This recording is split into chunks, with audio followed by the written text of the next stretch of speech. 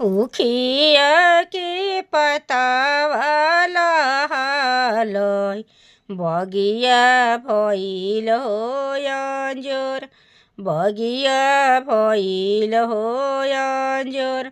नैहर ससुरवा लोगवा भरले हमारा सगरे अंजोर, हमारा सगरे अंजोर।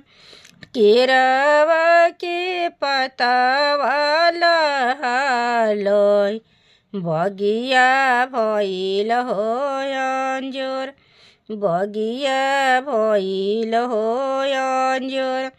नैहर ससुरवा लोगवा भरले हमारा सगरे अंजोर, हमारा सगरे अंजोर।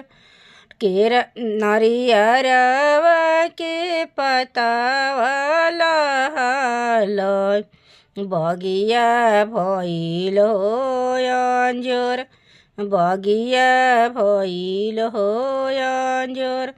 नैहर ससुरवा लोगवा भरले हमारा सगरे अंजोर, हमारा सगरे अंजोर।